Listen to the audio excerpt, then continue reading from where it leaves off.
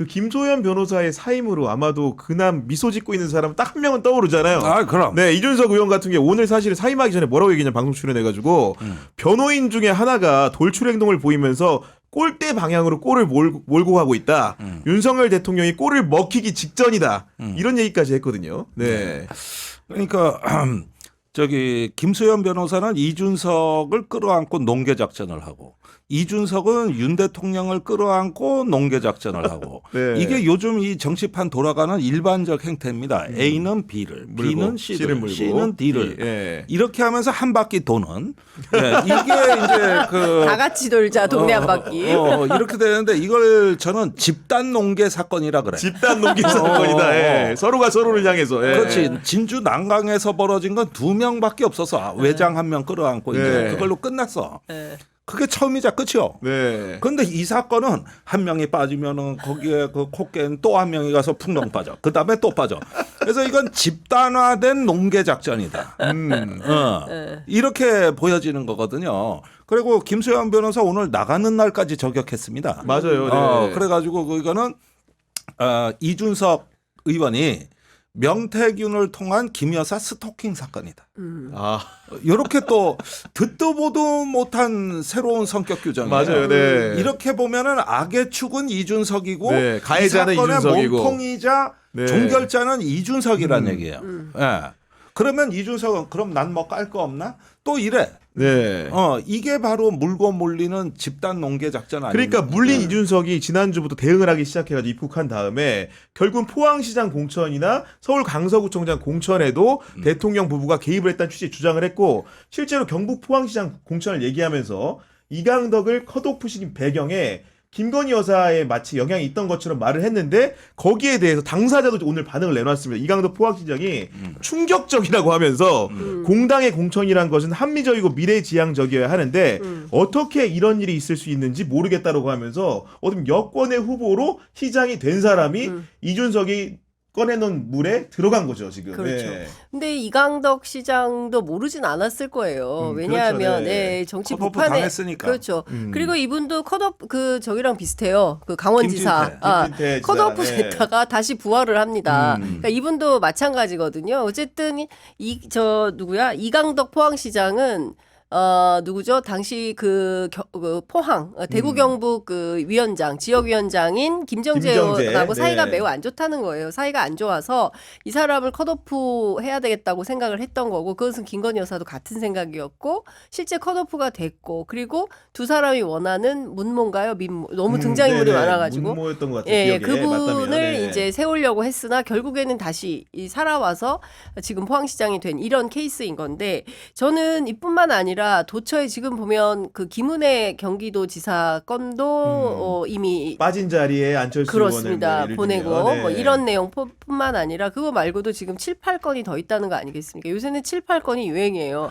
김건희 여사가 분야별로 무속인 7, 8건 7, 8명 그다음에 여기도 분야별로 아니면 2만 건. 명태균 씨가 돈 낸 사람도 7, 8명이라는 거 아니에요? 그러니까요. 세 명인 거기도 줄 알았는데. 8명이라는 거잖아요. 예. 그러니까 하여튼 숫자 8을 계속 네. 유익 있게 봐야 되는데 중요한 포인트는 이런 것 같습니다. 지난 시기에 그러니까 소위 얘기하는 윤석열 대통령 내외가 검찰총장을 그만두고 국민의힘에 입당해서 정치를 시작하고 그 이후에 있었던 전방위적인 선거 국면에서 무슨 일이 있었던 거냐. 사실 이거는 감당하기 어려울 만큼 파문이 커질 수밖에 없고 지금까지 나온 것은 빙산의 일각일 가능성이 매우 높고 저는 개인적으로 이런 추론도 합니다. 지도 펴놓고 다 한 거다. 그렇지 않고서는 이렇게 꼼꼼하게 기초단체장까지 김태우 줘라, 김영선이 해줘라 네. 이런 방식으로 특정 이준석 대표가 한 말입니다. 공항에서 내리자마자 기자들을 상대로 사람을 중심으로 했다는 거예요. 그리고 거기에서 중요한 지표는 대선 기여도였다라는 말을 하거든요. 그러니까 나한테 얼마나 충성하고 이를테면 우리 내외한테 얼마나 잘했는지 이게 평가의 기준이었다고 한다면 이게 과연 국민의힘 공당의 이 기준이라고 할 수 있는 거냐. 뭐 여러 가지 그 뭐 지표들이 있을 것 같고 네. 거기에서 평가를 해서 이 사람이 과연 대중의 리더로서 공직 진출을 해도 좋은 만큼의 어떤 능력과 자질이 있는 건지 후보 검증을 비롯해서 다양한 지표들이 나와야 되는데 그거 말고 그 경선에서 기여했으니까 김영선이 좀 해줘라. 다 이런 방식으로 했었던 거 아닌가라는 의심을 하게 하는 겁니다. 네. 아니 그런 상황에서 실제로 명태균 씨의 녹취는 도대체 어디가 끝인지 알 수 없는 건데 아직 반도 못 들었다니 아니, 노정면 의원이. 어제도 이제 민주당에서 공개한 걸 보면 윤석열 대선 후보 시절에 비서실장은 정하는 문제에 있어서도 윤한홍 의원이 추천 선상에 오르자 명태균 씨가 김건희 여사에 통해서 영향력을 행사해서 마치 윤한홍을 안 시킨 것처럼 하는 녹취로 나왔습니다. 보니까요. 예, 그 대신 인수위에서는 이제 장제원 의원이 비서실장을 맡았고 네. 윤한홍 의원은 그 집무실 이전 TF 단장을 맡습니다. 음. 그런데 그 시절에 깜짝 놀랄 일이 벌어진 거죠.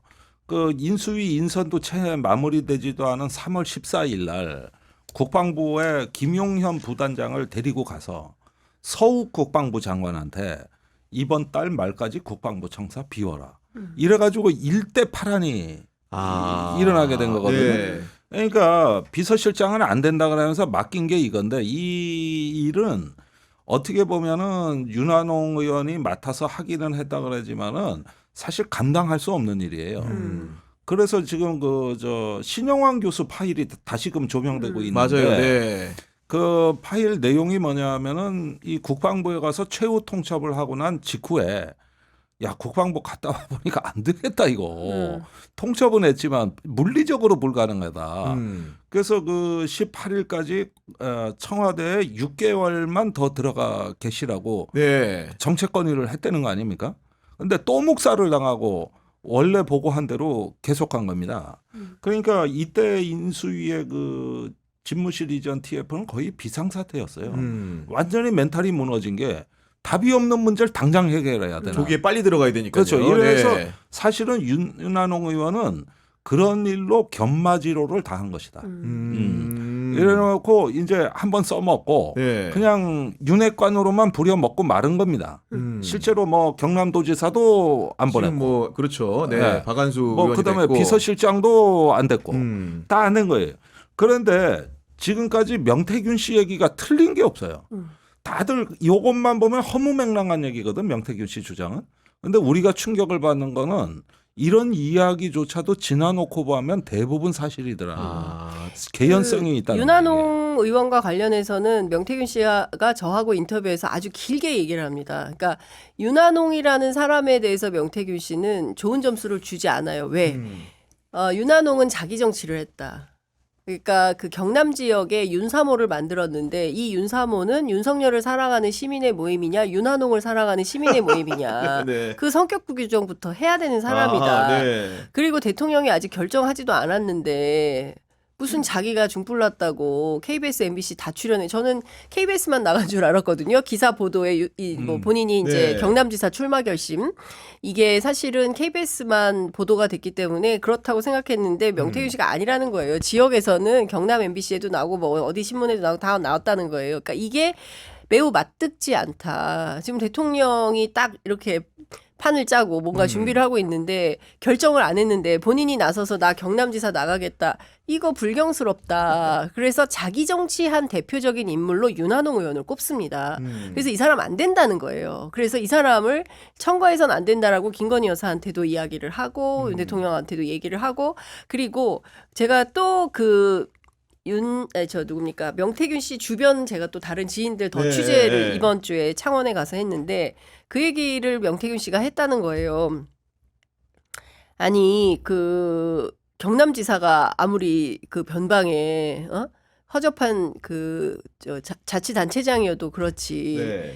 그 청와대 이삿짐센터 소장을 청와대 이삿짐센터 소장. 그 집무실 TF 단장을 명태균 씨 워딩으로는 청와대 이삿짐 나르던 사람을 어디 경남지사를 시키냐. 그건 불가한 거 아니냐. 이런 얘기를 주변에 했다는 거예요. 네. 그러니까 명태균 씨가 윤한홍 의원과 소위 이제 친윤계라고 하는 그 윤핵관이라는 말도 그 이준석 대표가 만들었는 줄 알았더니 명태균 씨 작품이라는 거예요. 아, 윤핵관이라는 표현이. 예. 그래서 명태균 씨가 써먹었구만. 명태균 씨가 그러니까 그 얘기를 하더라고요. 제 주변을 취재하면 어떤 얘기를 하냐면 명태균 씨가 이준석 혹은 김종인 위원장에게 뭔가 얘기를 해주면 그 다음 날 언론에 뭐 김현정의 뉴스쇼 뭐 어디 MBC 라디오 나가서 명태균의 써먹어. 언어를 그대로 가서 눈에 띄는 조어가 말을 네. 하더라. 그 본인들은 주변에서 그걸 보면서 진짜 그 재밌더라 이거예요. 그 잘난 그 정치인들이 네. 명태균이가 해준 얘기 그대로 듣고 가서 방송에 가서 막 얘기를 하는 걸 보면서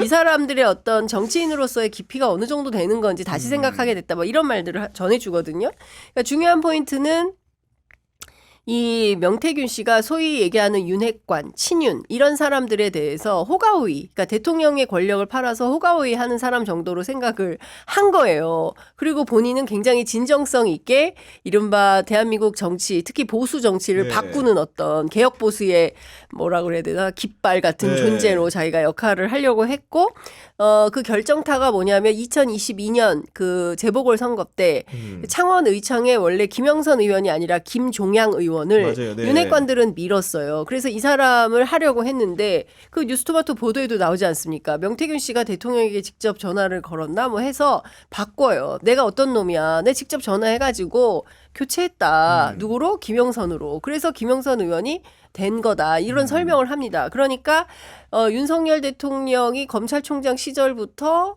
정치에 입문해서 지금까지 오기까지 끊임없이 명태균 씨 입장에서는 그리고 명태균, 김종인, 이준석, 김건희 요 팀은 네. 윤핵관들과 계속 경쟁하면서 투쟁의 네. 역사가 있었던 거예요. 아니 그리고 이제 뭐 녹음 파일 중에 또 하나를 보면 그 조혜진 당시에 21대 국회 교육위원장 했던 분의 상대로도 김건희 여사의 그런 허위 학력 의혹 같은 것들을 방어하는데 자기가 이제 뭔가 중간에 중개인 역할을 했다는 취지의 발언을 주변에 하는 것이고 그러면서 이제 뭔가 이제 소개를 시킨 것도 나다. 뭐 이런 식의 말을 조혜진 전 의원도 만난 것 자체 그러니까, 인정하는 것 같습니다. 네. 예, 그때 그 김건희 여사의 그 석박사 논문 표절하기 조작 이 부분에 대해 가지고 그때 교육부 장관이 김은혜 교육부 장관이 유은혜. 유은혜. 네네네. 유은혜 네. 교육부 장관이니까 이제 그 저 조혜진 교육위원장을 통해 가지고 교육부를 견제하도록 했다 요 얘기거든요. 그래서 김건희 여사 방탄 노릇을 했다는데 이것과 쌍벽을 이루는 사건이 국회 행안위에서 정대택 그 증인의 증인 불발 사건입니다. 그런데 이게 다 대선 후보가 되기 전의 일들이에요. 그러니까 보십시오. 그때 그 정대택 씨는 여야 합의로 그 국회 증인 출석이 확정된 증인입니다. 그런데 당일날 출석 당일날 취소시켰어요. 물론 그 전에 3일 전부터 김건희는 취소시키겠다고 공언을 했다고 이명수 기자한테. 근데 기자가 안 믿어요. 그럴 리가 없다. 그게 어떻게 되냐? 예를 근데 들면 돼. 그때 그 행안위 저 국민의힘 간사가 박완수 의원입니다. 그리고 지금 여기에 저기 교육위에 저기 조혜진 교육위원장입니다. 네. 이런 사람들이 이제 김 여사 쪽에 줄을 대고 네. 이후에 정치적인 행라도 저기 뭐냐 그 경남도 지사도 되고 이렇게 풀려나가는. 그러니까 이게 바로 내가 김건희의 실력이라고 보는 건데 대통령 후보가 되기도 전에 정치를 움직여내요. 그리고 거기서 충성을 다하고 자기를 방탄해 준 사람들을 저 계속 줄을 세우는. 네. 그러니까 이게 가능하다는 거. 이건 무서운 겁니다. 이건 영부인 그러니까- 되기 전의 일들이에요, 이게. 그러니까 지금 그 김건희 여사의 그 로비스트로서의 역할은 사실 윤 대통령이 이제 대구에 쫓겨갔을 때부터 시작된 거 아니냐라는 네. 얘기가 이제 기자들 사이에서 있어요. 그러니까 서울중앙지검장이 어떻게 될 수 있었을까? 여기에도 김건희 여사의 어떤 역할이나 이런 게 있었던 것은 아니냐라고 추정하는 네. 겁니다. 예, 추정하는 것이고 그리고 검찰총장이 되고 그러고 검찰총장에서 또 대통령이 되고 그리고 오늘날에 이르기까지 사실상 본인이 얘기하잖아요. 지가 뭘 한다고. 무식한 우리 오빠를 용서하세요. 이제 이 맥락을 보면 사실상 일은 내가 한다. 예, 마포대교에 쫙 이렇게 나섰던 것이 괜히 나온 사진이 아니다.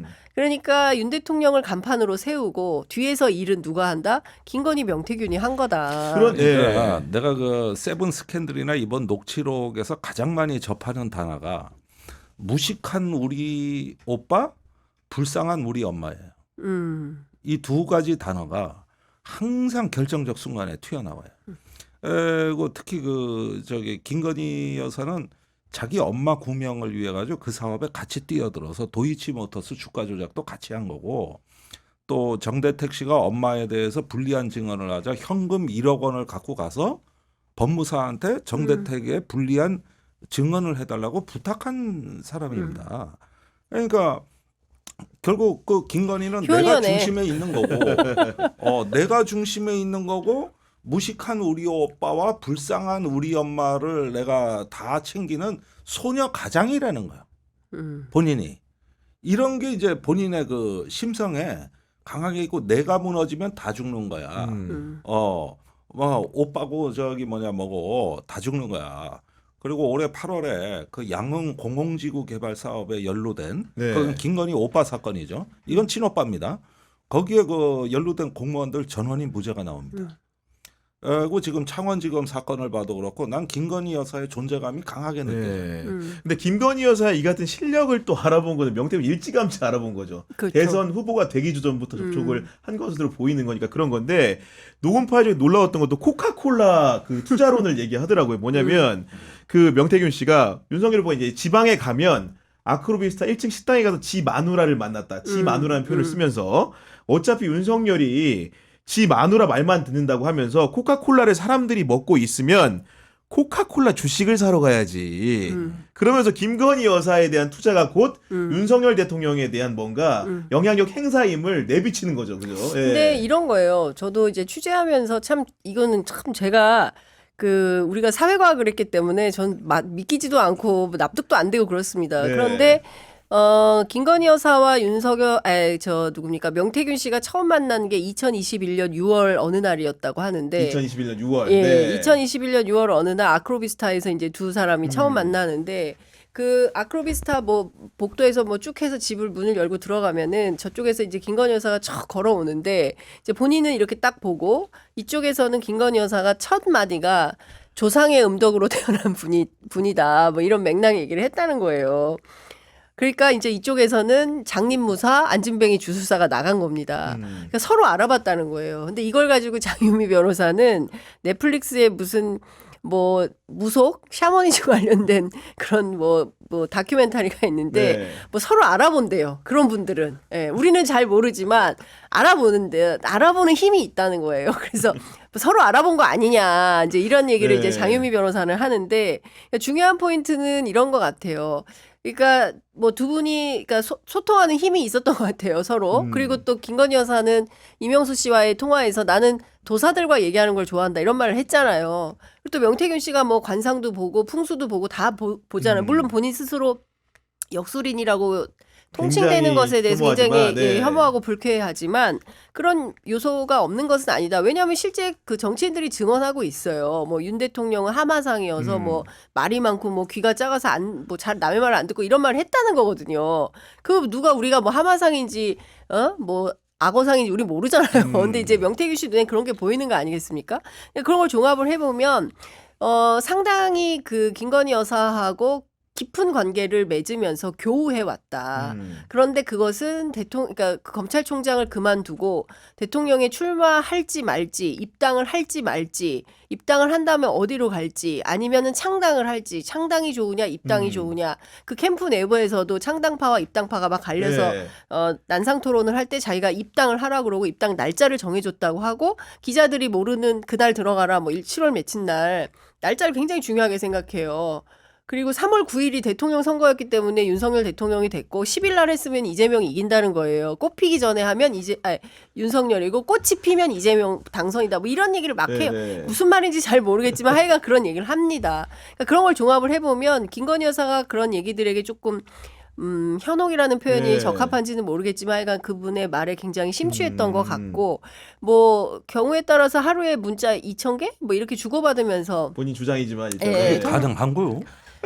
모르겠어요. 하여간 뭐 그렇게 했다는 거니까 본인 주장이에요. 네. 본인 주장에 검찰 조사에서 그런 얘기를 했다는 거고 그러니까 그 정도로 굉장히 친한 관계를 맺어왔고 사적 대화 아니면 공적 대화를 까줄까라고 얘기할 정도로 김건희 여사와는 사적 공적으로 매우 긴밀한 관계를 맺어왔고 남편이 지방에 가면 자기가 가가지고 김건희 여사를 만났다는 거잖아요. 그러니까 그런 정도로 아주 가까웠다. 아니, 그런 김종대- 내용은 너무 네. 그 김건희 여사를 명태균 씨네 애들이 고모라고 부른대요. 그러니까 그러니까, 그런 네. 정도로 아주 가족처럼 친하게 지낸 사이. 말씀드렸죠. 예. 저 김종대 의원의 그 말씀을 빌어서 생각을 해보니까 결국 농계 작전 물고 물리는 농계 작전에서는 결국 명태균 씨가 김건희 여사를 물 수밖에 없는 검찰 수사를 통해서는 그런 구조로 보입니다. 그런 상황인데 김소연 변호사의 사임 시점이 굉장히 묘한 것은 지금 수사의 방향이라는 게 어디까지 와 있냐.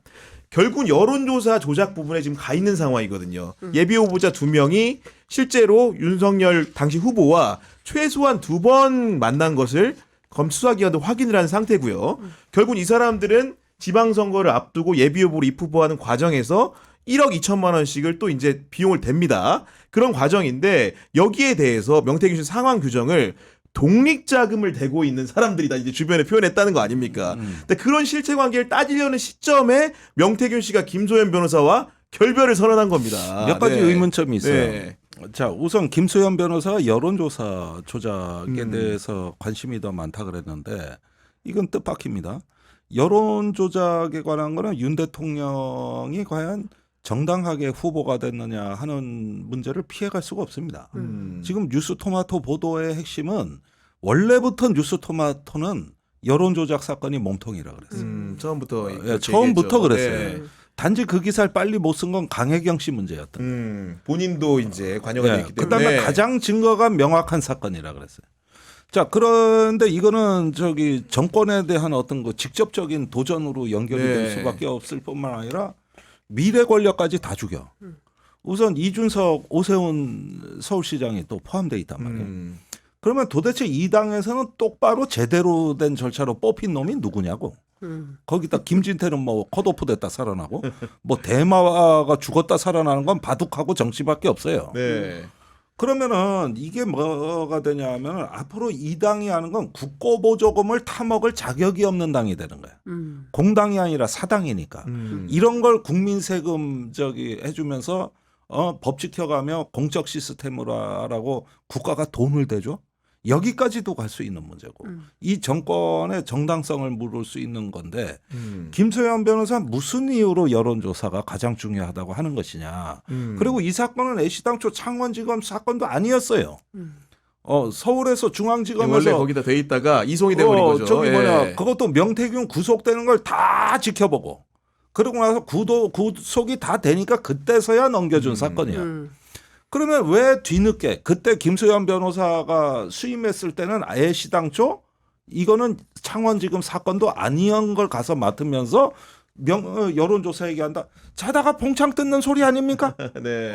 이것도 좀 이상해. 네. 그러니까 이 김소연 변호사 말에는 가끔 이해가 안 되는 구석이 이게 뭐 그 김 변호사가 윤석열 대통령 방탄을 하러 갔다 그러지만은 사실은 나오는 말들을 보면은 오히려 저기 여사와 저 대통령을 수사해야 된다는 말을 하질 않나? 그러니까 이게 혼란스러워요. 어쩌면은 자기 정치하는 그 자체가 목적이 아니었느냐 하는 거입니다. 그리고 여론조사 이 부분이 만약에 뭐 특검은 고사하고 국회 국정조사라든가 지금 뭐 특검에도 공천 개입은 들어가 있는 건데 이런 거 국정조사라든가 뭐 하나라도 이제 국회에서 서서히 빌드업 된다. 이렇게 되면 국민의힘 이거 영향 받습니다. 그러니까 저는 그 얘기를 좀 하고 싶은 건데 지금 보십시오. 그 사당으로서 막 무속인이 나오고 뭐 막 그 사실상 여론 조작에 해당하는 당원 명부를 받아다가 성향별로 조사를 하고 지역별, 성향별, 성별 조사를 해가지고 그 해당자에 대해서 또 여론조사를 해가지고 뭐 홍준표 2, 3% 높게 나오는 거 만들어줘. 막 이런 방식으로 했다면 이건 되게 심각한 여론조작이고 이게 경선 불복을 해야 됩니다. 홍준표 시장이. 그런데 본인 아들이 넘겨줬기 때문에 명단을 이걸 또 오도가도 못하는 신세가 돼버린 거예요. 그런데 잘 보십시오. 민주당은 공당의 시스템에 의해서 했는데 이재명 대표 사법 리스크 때문에 네. 434억을 토해내게 생긴 맞아요, 거예요. 네. 그러니까 이게 나라냐 싶은 정도로 기가 막힌 상황이 돼 있는 겁니다. 그런데 이 부분에 대해서 검찰이 수사를 제대로 안 하니까 국민의힘은 아무 문제가 없는 걸로 보이는 거예요. 그리고 그냥 뭐 이를테면은 무슨 그 가십처럼 뭐 무당도 나오고 뭐 누구도 나오고 막 이렇게 하니까 그냥 허허거리면서 지나가는 이런 상황이 되는데 굉장히 심각한 상황인 겁니다. 대의민주주의 토대 자체를 허물거나 형해화시킨 사건인 거예요. 여론조작 문제는. 네. 근데 이거는 검찰이 제대로 수사를 안 하니까 그냥 이렇게 넘어가고 민주당 같은 경우에는 손톱만한 것도 잡아가지고 문제를 네. 삼으니까 오히려 400억을 토해내야 되는 이런 비극적 상황에 놓여 있다. 저는 이 아이러니를 어떻게 할 거냐. 너무 아니, 심각하다는 그러니까 생각이 좀 드는 겁니다. 이거 아닙니까? 저기 그 김수현 변호사는 국민의힘은 없어져야 될 땅이라 그랬거든요. 이렇게 하고 여차하면 다 까버릴 수 있다는 신호를 계속 발신함으로써 이제는 찍소리하지 말고 대통령 말도 좀 고분고분하게 잘 듣고 또 이제 내부 단속이나 좀 잘해서 아니 김소연 변호사는 친윤 원외 조직인 2, 3회 멤버예요. 맞아요. 네, 그래서 그러니까. 윤 대통령한테 친윤계로 불리는 것은 영광이라 그랬어요. 저하고 인터뷰할 때. 네. 그러니까 결국은 저기 한동훈이나 뭐 딴소리 하지 말고 이런 거 앞으로 단속 잘해서 말이지 당을 좀 당답게 하라는 신호를 자기가 발신한다는 건 여차하면 캐비넷은 내가 열 수도 있다. 김소연 변호사가. 그렇지. 저기 뭐 자기가 보고 들은 거 또 이런 것들을 갖다가 저기 경고를 발신하는 것 같단 말이에요. 경고를 당에다가. 예. 캐비넷은 이제 내 손 안에 있어. 이 얘기를 하고 싶은 거 아니에요?